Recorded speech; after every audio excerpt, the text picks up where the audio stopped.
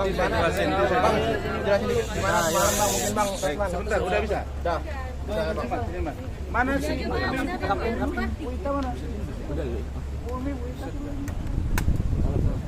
Saya butuh kesaksian dari mereka tadi malam. Cepat apa?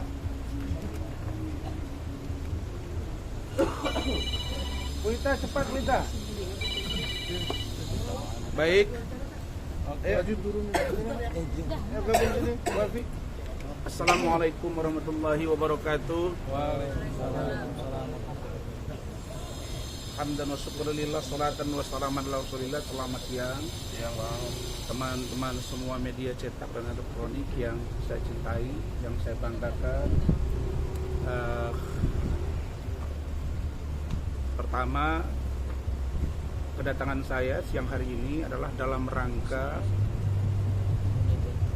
memenuhi janji dan memperoleh hasil yang akan disampaikan oleh 4 lembaga pemerintah, yaitu Kemen PPA, KPAI, kemudian unit PPA Polres Jakarta Selatan, dan UPT PPA terkait dengan posisi Laura Mezani Azroli, apakah masih akan ditempatkan di safe house atau tidak.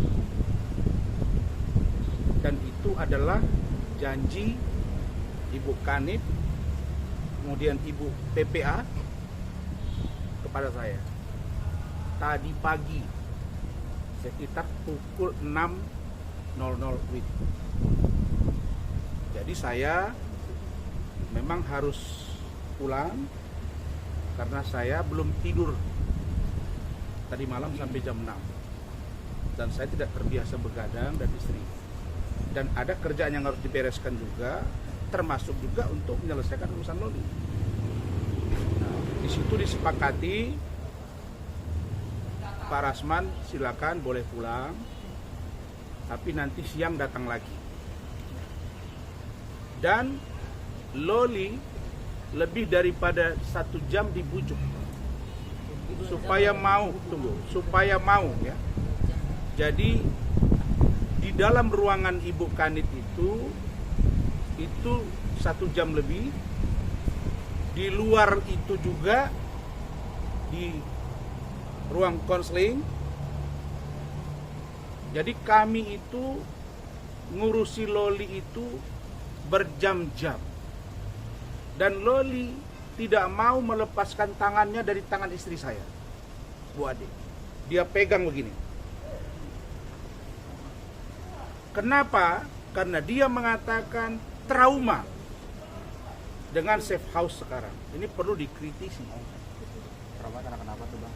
Kenapa? Karena dia mengatakan dia bergabung dengan ODGJ, dia bergabung dengan pengidap HIV, bahkan Open BO.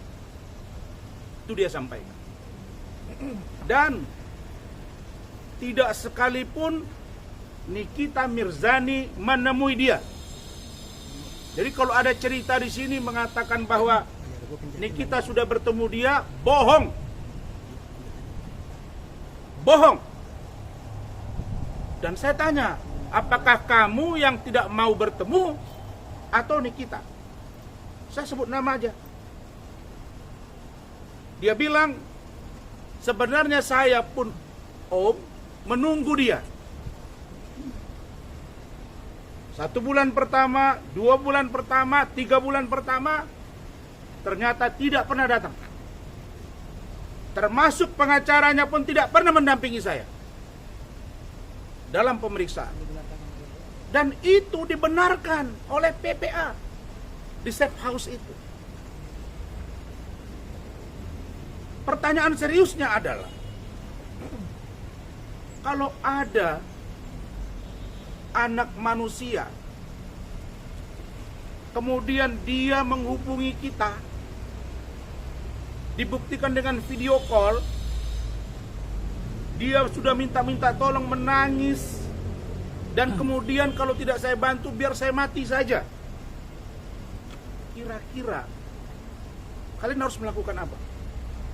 Kucing saja di depan mobil kita mau ditabrak, kita pinggirkan. Hewan saja yang sudah mau dianiaya ada berkasus dengan hukum. Apalagi manusia, Pak. Dan saya bukan orang bodoh. Saya punya tim. Istri saya itu bukan saja sebagai istri berperan, tapi dia juga berperan sebagai pemberi masukan yang konstruktif kepada saya. Saya hubungi Saudara Rahmat karena sudah pukul 11:30 malam. Saya dihubungi oleh Loli. Rahmat sudah tidur. Saya hubungi Kementerian PPA, Pak Deputi Bidang Perlindungan Anak, Bapak Nahar. Lebih dari 7 kali tidak diangkat masuk, tapi mungkin sudah tidur. Saya hubungi lagi yang lain, Ibu Nurma, juga tidak diangkat. Pertanyaan seriusnya, saya biarkan anak ini terlantar atau dia akan bunuh diri atau saya selamatkan. Dan dia bilang tidak pegang duit 1 rupiah pun. Dan dia belum makan. Maka saya dengan cepat diskusi dengan tim dan keluarga maksud saya. Oke, kamu dengan siapa? Nah ini yang saya mau luruskan, NM. Yang di otakmu itu udah duluan saya lalui gitu loh.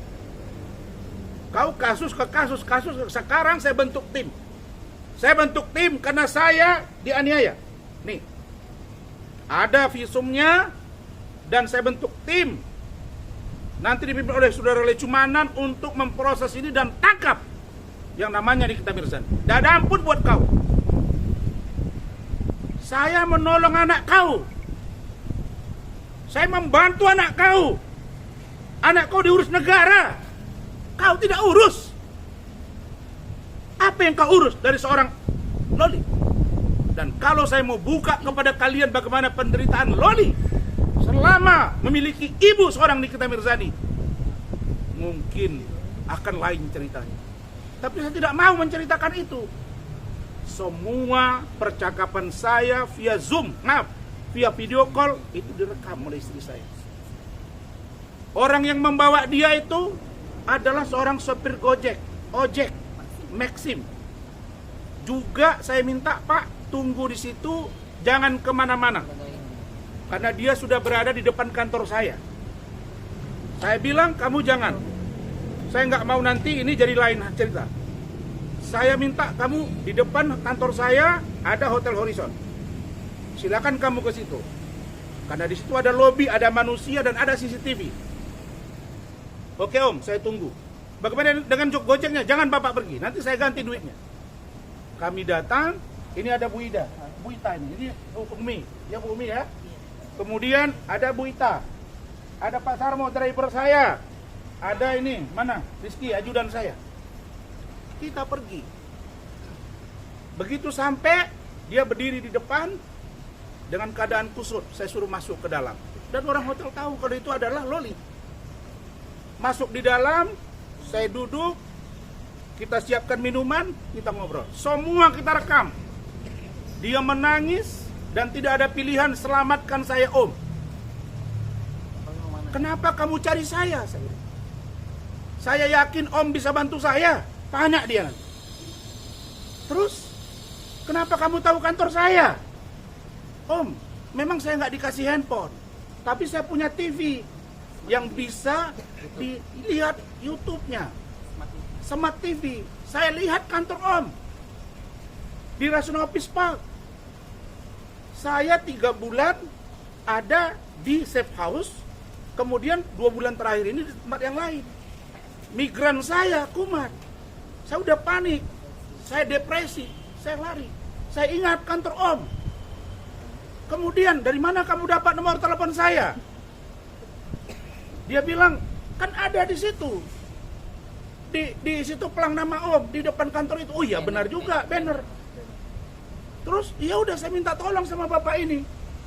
Nah, saya bilang, Bapak, betul Bapak bawa dia? Betul Pak. Mana nama Bapak? Ini KTP-nya, ada. KTP-nya sudah kita foto, Bapak itu sudah kita video, dan siap bersaksi bahwa dia memang membawa Loli ke kantor saya. Clear ya? Jadi nggak usah dibilang bahwa saya ada mendesain apapun. Apa yang mau saya culik? Kau nggak usah mutar balikkan fakta. Hah?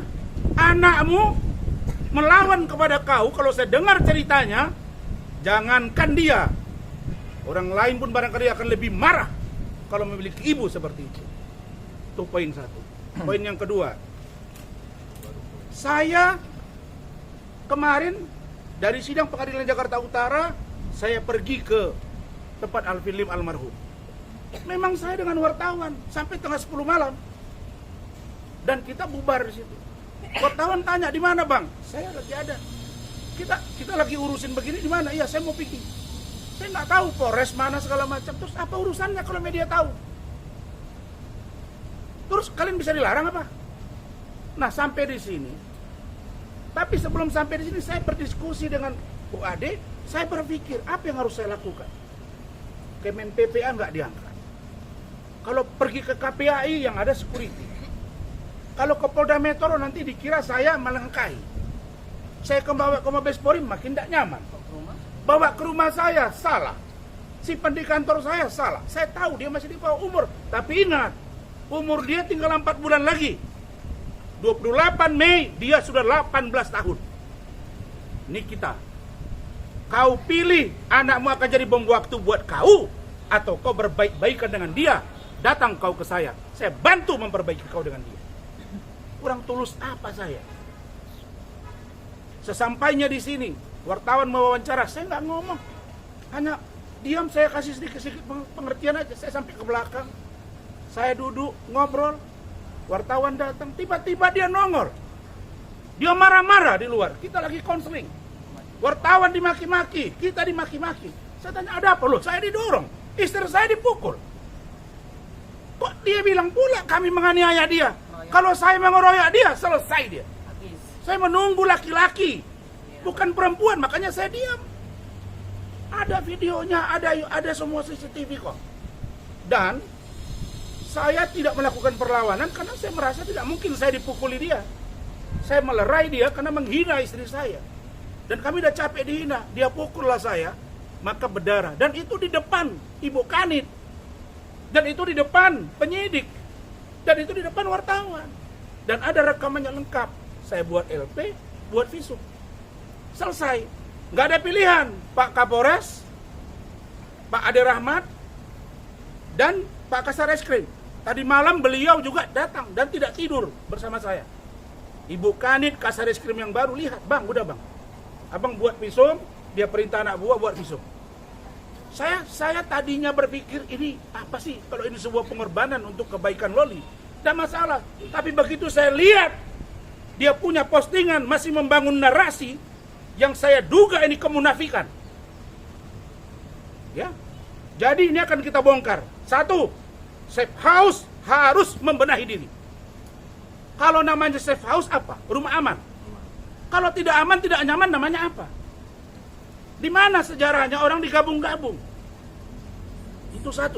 Yang kedua, kalau ada orang yang sudah merasa dirinya diterlantarkan dan dia tadi malam membuat LP, melaporkan Nikita Mirzani, terus atas nama anak di bawah umur, terus ibunya bilang ini anak saya, terus dia dibiarkan sampai dia mati.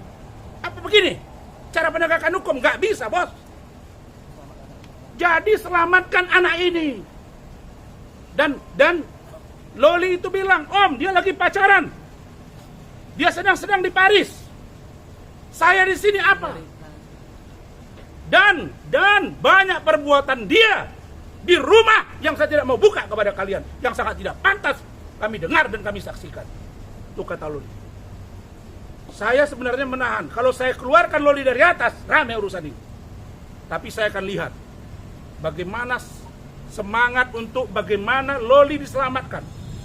Teman-teman, saya minta dukungan yang telah kalian berikan itu sampai tuntas agar Loli bisa menjalani hidupnya dengan tenang, dengan nyaman. Dan 4 bulan ini adalah masa perjuangan yang berat bagi dia. Urusan saya dengan Bu Ade laporan itu kami anggap nothing dan akan kami hadapi. Saya kira itu bagaimana curhatan seorang Loli biar disampaikan istri saya Bu Ade Suryani. Silakan. Ya gini ya, saya juga kaget tadi malam kan kita baru pulang dari dari rumah dukanya Pak Alvin Lim. Saya kan mandi tuh bulat sampai jam 10 malam mandi kan, terus gedor-gedor. Mimi ini si Loli nih apa nih nelfon kata gitu. Hah, Loli mana? Itu Loli si Fadel kata gitu. Loh, bukannya di safe house. Iya, ini dia lagi ini nih lagi nungguin nih, lagi di kantor. Saya bilang sama Bang Rasman, itu bener nggak Loli? Nanti kita ditipu atau ada yang aneh-aneh, aku bilang gitu. Terus coba deh cek video call lagi. Dia punya handphone dari mana? Handphone itu yang punya Bapak Gojek. Nah di video call sama Bang Rasman, benar dia kan. Baru aku pastiin, aku video juga tuh. Aku rekam kan. Oh bener nih si Loli nih. Udah nangis karena aku udah gimana gitu. Mati aja. Iya, aku kalau nggak ini udah mau mati aja deh gitu kan. Jadi kami panik juga. Sampai Abang Rambut tuh obatnya ketinggalan, harus minum obat malam-malam itu. Jadi kita langsung pergi gitu loh. Ini juga semua datang biar gini, kita tahu siapa ibunya kan. Ya gimana kan, bahkan kami buat kamera saksi kan. Nah kami datangin tuh si Loli di kantor. Kami tanya lah semua di situ. Di Hotel Horizon. Itu disaksi banyak orang. Dan saya kaget, saya lucu aja bilang ada ARP katanya kita penculikan kan gimana anaknya di sini. Penculikan kita antar baik-baik ke sini tuh, bahkan Loli tuh cerita semuanya, bahkan itu Loli tuh nggak mau ngelepasin saya. Dan tuh gini, gua kenceng banget tanya ibu, bukannya di kamar mandi dia ikut. Loli kamu tenang aja, kamu nggak saya nggak mau ke kamar tante, saya ikut. Gak mau pisah sama Om Rasman. Saya nggak mau Om, tolong selamatin saya kayak dengan gitu. menangis. Dia nangis, dia cerita semuanya bagaimana dia di rumah adik-adik. Aduh, saya sebagai miris. Ibu ya.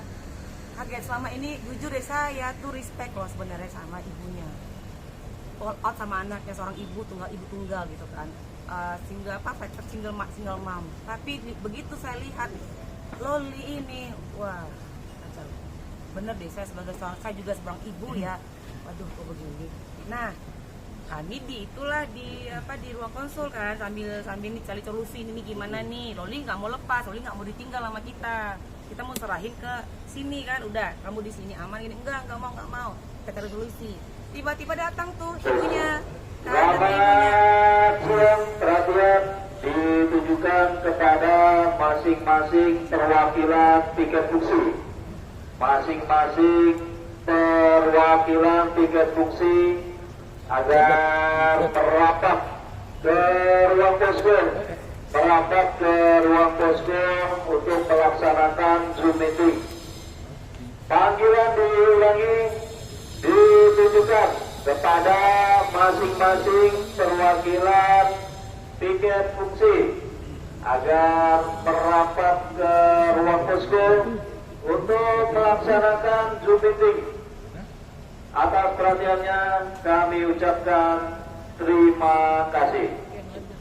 Udah gitu kan, datanglah si NM ke sini kan marah-marah, nunjuk-nunjuk ini nih siapa saya nggak tahu. Tuh keributan lah di luar kan. Ada apa ini? Keluarlah Bang Rasman kan dengan itikat baik, maksudnya gini, meredam gitu loh. Maksudnya Bang Rasman ini ada apa sih? Ayo itu ngobrol baik-baik gitu loh. Ada apa ini? Bang Rasman ini pengen menyatukan si anak dengan ibunya tadinya loh. Ini enggak, kita buat apa sih? Nggak ada untungnya kita di sini gitu loh. Udah gitu, tahu dia gini. Dia gini dengan balon yang gede dibawanya itu kayak balon yang katanya gede, dia gini deket-deket kayak gini gitu kan. Ini ada apa kayak mau nyerang tuh, saya tutupin dong gini kan. Dia napas gitu ke muka Bang Rasman, tutupin gini. Ada apa ini kok gitu? Kok dipukul ketok kepala gua. Hah, shock dong aku kan. Loh kok kepala aku dipukul gitu, ada apa gitu kan. Terus aku diam nih, aku bilang sama ibu itu loh, ada ibu Kanit di dalam tuh rame orang banyak. Bu, kok gue dipukul? Ya Allah bu, ibu tuh ibu Kanit di dalam itu kasihan sama aku. Kasihan ya kok jadi aku kena imbas gitu kan, kok jadi aku dipukul, kan kita nyelamatin anaknya, bilang gitu kan. Jam 12 malam, saat jam 1 malam, pokoknya kami tuh aduh nggak tahu, capek sekali. Bukannya nanya baik-baik itu kan, ada apa? Ini nggak langsung digotok kepalaku, pak gitu kan, kaget loh sampai apa ini gitu. Terus udah kita redam nih, aku masih nahan diri kan, redam di dalam. Bang Salman keluar habis dari toilet ya, duduklah di situ, maksudnya pengen lagi nih, pengen lagi baik-baik, ngomong baik-baik, ini gimana nih? Oh dia kayaknya apa ya, kayak kayak besar kepala, kayak Mendatangi saya. gimana? Perempuan sama laki-laki. Yang laki-laki pasti ngalah dong kan. Kecuali perempuan sama perempuan, laki-laki sama laki-laki. Terus saya keluar kan, misalnya saya bilang, kamu kenapa pukul saya? Saya bilang sama si NM, lo kenapa pukul gue gitu kan? Apa tabok kepala gue? Oh dia nyerang saya gini, kalau datang lagi-lagi, mulutnya ke sini ke depan mata aku, di depan muka aku, bau lah, kan enggak lah kan gitu kan, so aku mundur kan, so aku didorong sama gini-gininya gitu kan, ya udah terjadi, aku datang rame lah, terjadi dorongan, dan rame lah semua polisi ngelerai, Rasman buat ngelerai, ada apa itu kok begini, udah bangun ditonjok. Gitu. Jadi untuk ini kedatangan saya ini adalah satu mengkonfirmasi hasil kesepakatan. Apa kesepakatannya nanti disampaikan. Tetapi kenapa saya bisa pulang dengan keluarga? Karena komitmen dari Ibu Kanit dan PPA. Apa itu? Satu, hari ini ada keputusan kemana Loli ditempatkan. Yang kedua, Loli tidak mau ditemui Nikita Mirzani. Itu poinnya. Nah, kita lihat nanti. Kita lihat seperti apa. Saya akan info kawan-kawan semua. Saya kira itu cukup. Oke, Bang. Cukup, Bang.